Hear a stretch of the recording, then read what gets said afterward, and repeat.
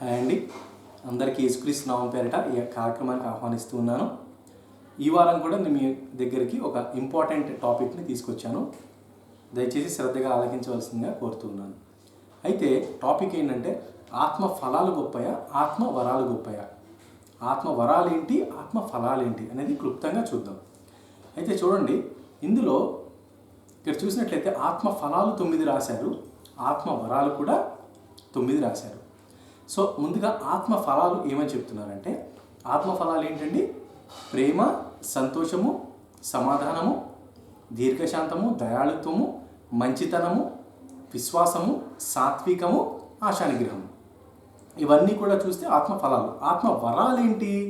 వరము, దేవుడు అనుగ్రహించే వరము ఏంటట?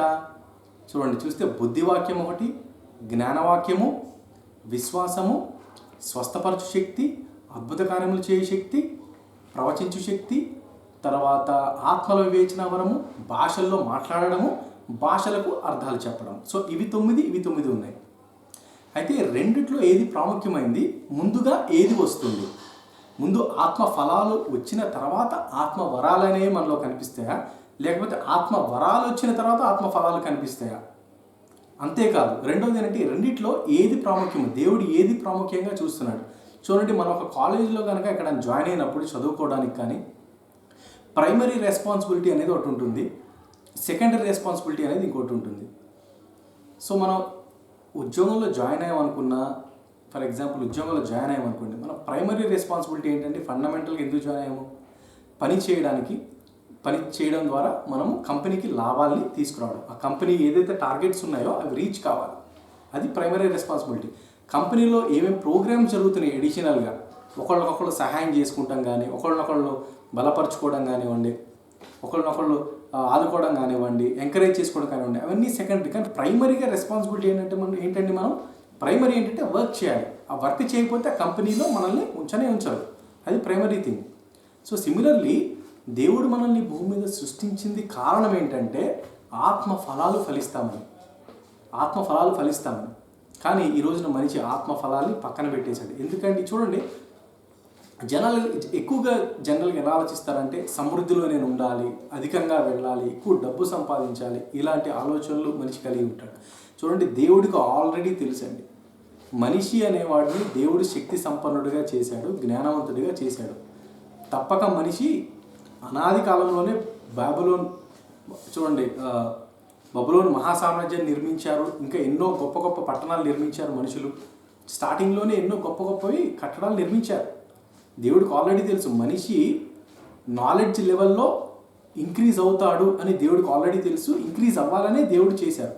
కానీ ఆత్మ ఫలాలు అనేవి ఫలించడం అనేది దేవుని యొక్క ప్రైమరీ ఉద్దేశం. చూడండి, ఒక వాక్యం కూడా ఉంది మనకి, ఏముంది? మీరు బహుగా ఫలించుట వలన పరలోకమందున్న తండ్రి మహిమపరచబడతాడు. ఏంటనుకుంటున్నారా ఫలాలు? డబ్బులు అనుకుంటున్నారా? అంటే ఒక మనిషి డబ్బులు బాగా సంపాదిస్తే దేవుడు మహిమపరచబడతాడా? అయ్యో, కానే కాదండి. ఫలాలు అనగా ఆత్మ ఫలాలు ఫలించటం.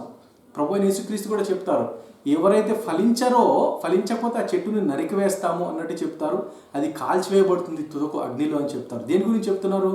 ఆత్మ ఫలాలు ఫలించడం కోసమే ఈ దేవాది దేవుడి విశ్వాన్ని సృష్టించారు, మనుషులు సృష్టించారు. ఈ ఆత్మ ఫలాలు అనేవి చాలా ప్రాముఖ్యం. కానీ చూడండి, చాలామంది ఆత్మ వరాల మీద ఎక్కువ ఫోకస్ పెట్టి ఆత్మ ఫలాన్ని మనము ఎక్కువ ఫోకస్ పెట్టకుండా ఉంటారు. చూడండి, ఒక వ్యక్తి ఆత్మ ఫలాలు లేకుండా ఆత్మ వరాలు రావడం అనేది అసాధ్యం. అసలు మనం ఒక వ్యక్తిని మనలో ప్రేమ లేకుండా, ప్రేమించే తత్వం లేకుండా ఇంకొకరి దగ్గరికి వెళ్ళి మన స్వస్థత ప్రార్థన ఎలా చేస్తాం?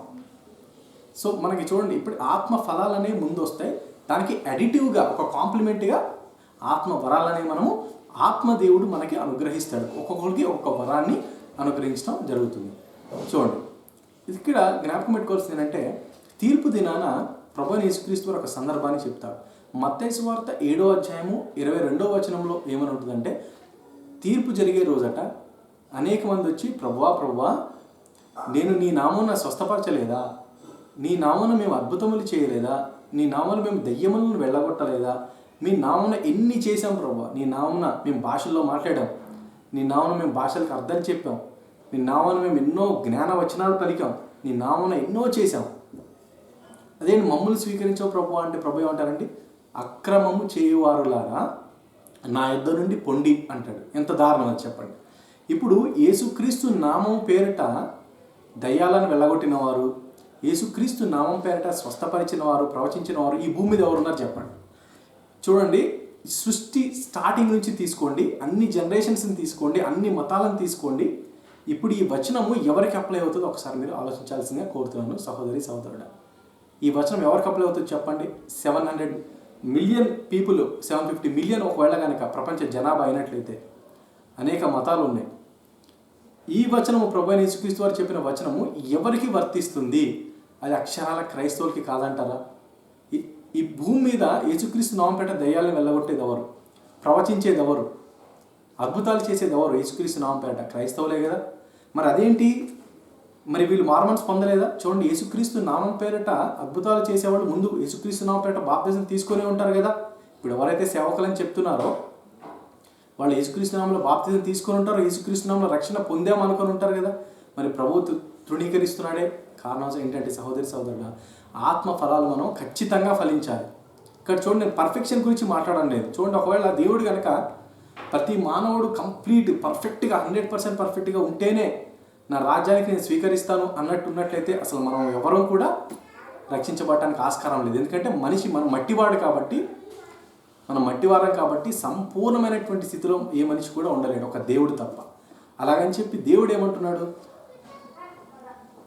నీ సమాధానం ఉండడానికి ప్రయాసపడండి, పరిశుద్ధంగా ఉండడానికి ప్రయాసపడండి అంటున్నాడు. ప్రయాసపడండి, పరిశుద్ధత లేకుండా ప్రభువుని చూడలేడు అంటాడు. అంటే ఏంటి? ప్రయాసపడాలి. ఆత్మ ఫలాలు ఫలించడానికి కావాల్సినటువంటి స్టెప్స్ మనం తీసుకోవాలి ప్రతిరోజు. ఆత్మ ఫలాలు ఫలించడం అనేది దేవుని చిత్తం. ఆత్మ ఫలాలు మనం ఎంత ఫలించామో లేదో అనేదే తీర్పు దినాన్ని చూస్తారండి. ఖచ్చితంగా ప్రతి ఒక్కరికి తీర్పు ఉందని అపోస్తలుడైన పౌలు గారు కూడా చెప్తారు. మనందరం క్రీస్తు సింహాసనం ఎదుట నుంచొని లెక్క అప్పచెప్పవలసి ఉన్నది అని చెప్తారు పౌలు గారు. సో చూసినట్లయితే ఈ వచనాన్ని దయచేసి జ్ఞాపకం పెట్టుకోండి. ఆత్మ ఫలాలు అనేవి చాలా ప్రాముఖ్యము. అవే ఫండమెంటల్ థింగ్, అవే ప్రైమరీ థింగ్. ఆత్మ ఫలాలు తర్వాత ఆత్మ వరాలు వస్తాయి. సో మనము ఫస్ట్ ప్రైమరీగా మనం ఫోకస్ చేయాల్సింది ఏంటంటే మన అనుదిన జీవితంలో ఆత్మ ఫలాలు ఫలించడానికి దేవుడు ఏదైతే సూత్రాలు చెప్పారో అవి మనం పాటిస్తూ ఖచ్చితంగా మనం ఆత్మలో ఎదుగుతూ ఎదుగుతూ ఎదుగుతూ దేవుని మందిరం వల్లే కట్టబడుతూ అప్పుడు మనకి క్రీస్తు స్వారూప్యం వస్తుందండి. చూడండి, ఒక వ్యక్తిని దేవుడు రక్షించాడు అంటే కారణం ఏంటంటే, అంతిమ లక్ష్యం ఏంటంటే క్రీస్తు యొక్క స్వరూపంలోనికి మార్చడానికి. దేవుడు ఏం చేశాడంటే అంధకార సంబంధమైనటువంటి సాతాను సామ్రాజ్యంలో నుంచి మనల్ని విడిపించి తన క్రీస్తుకి వారసులుగా చేశాడు అని ఉంటుంది. సో మనం ఇప్పుడు అందరం క్రీస్తుకు వారసులు, క్రీస్తు రాజ్యంలో మనము మెంబర్స్ మనం. అయితే అంతిమ లక్ష్యం ఏంటంటే, సాల్వేషన్ యొక్క అంతిమ లక్ష్యం ఏంటంటే క్రీస్తు స్వరూపంలో మార్చబడటం. అదే అపోస్తలుడైన పౌలు గారు కూడా చెప్తారు. ఎక్కడ చెప్తారంటే ఎఫెసీయులకు రాసిన పత్రిక 2వ అధ్యాయంలో మీరు చివరి భాగంలో చూస్తే మీరందరూ కూడాను దేవుని మందిరం వలె పరిశుద్ధత కొరకు కట్టబడుచున్నారు అని ఉంటుంది. అంటే అల్టిమేట్గా తన సంఘం అనేది దేవుని ఎదుట నిష్కళంకంగా ఉండాలి అని దేవుడు కోరుతున్నాడు. మీరు గలతీయులకు రాసిన పత్రికలో చదివితే ఉంటుంది, మీకు ఆ పత్రికలని చదవండి ఖచ్చితంగా. అంతిమ లక్ష్యం ఏంటంటే క్రీస్తు స్వారూప్యం, లేదా ఇంకో విధంగా ఏం చెప్పొచ్చు అంటే ఆత్మ ఫలాల్లో మనం పరిపక్వత చెందడం. కాబట్టి సహోదరి సహోదరుడా, మనము జ్ఞాపకం పెట్టుకుందాం, ఆత్మ ఫలాలు అనేవి ఈ రోజు నుంచి మనకి టార్గెట్ కావాలి. ఎవరైతే ఈ ప్రోగ్రామ్ చూస్తున్నారో దేవుడు చెప్తున్నాడు ఏంటంటే, నా సహోదరి సహోదరుడా, ఆత్మ ఫలాలు ఫలించటము దేవుని యొక్క చిత్తం. మనం ఈరోజు భూమి మీద ఉన్నామంటే దానికి కారణం ఏంటంటే ఆత్మ ఫలాలు ఫలించడం కొరకే. ఈ ఆత్మ ఫలాలు మనం ఎంతగా ఫలిస్తామో దేవుడు తీర్పు దినాన్ని చూడబోతున్నాడు.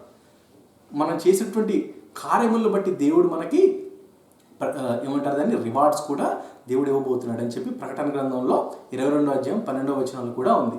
కాబట్టి ముందుగా ఆత్మ ఫలాలను వెతకాలి, దాని తర్వాత కాంప్లిమెంటరీగా దేవుడు మనకి ఆత్మ వరాలు అనేవి ఒక్కొక్కరికి ఒకటి ఇస్తాడు. సో వీటన్నిటిని కూడా మన శ్రద్ధగా ఒక క్రమము చొప్పున వెళ్లాల్సిందిగా అపోస్తలుడైన పౌలు గారు చెబుతూ ఉన్నారు. సో ఈ చిన్ని వాక్యాన్ని అర్థం చేసుకోవాల్సిందిగా కోరుతున్నాను. చిన్న ప్రార్థనతో ముగిస్తాను. సృష్టికర్తమైన ప్రియ పరలోకపు తండ్రి, నీకు వందనాలు స్తోత్రాలైనా ప్రభువా. మమ్మల్ని అందరినీ ప్రభువా నీవు సృష్టించింది ప్రభువానైనా తండ్రి ప్రేమతోటి. అంతేకాదు నైనా నీ బిడ్డలుగా ఉండాలని, నిన్ను వెతకాలని అయ్యా తండ్రి ప్రభా, నీ చిత్తాన్ని భూమి మీద జరిగించడానికి నైనా మమ్మల్ని సృష్టించినందుకు స్తోత్రాలు. అయ్యానైనా ఆత్మ ఫలాలు యొక్క గొప్పతనాన్ని మాట్లాడారు. అయ్యా ప్రభా, నీ ఆత్మ ఫలాలు ఫలించినట్లుగా మమ్మల్ని మీ ఆత్మతో బలముగా నింపండి. ఆత్మ ఫలాలు ఫలించినట్లు దీవెనకరంగా మమ్మల్ని మార్చండి. అందరైతే ప్రోగ్రాం చూస్తున్నారో ప్రభా, మమ్మల్ని అందరినీ కూడా నీ ఆత్మచేత స్పర్శించండి, దర్శించండి, బలపరచండి.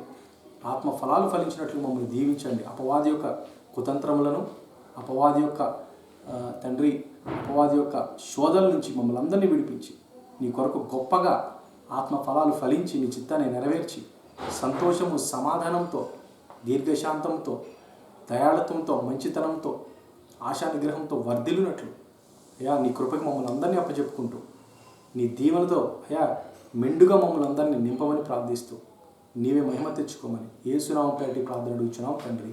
ఆమేన్. థ్యాంక్స్ అండి. Thank you for watching this programme.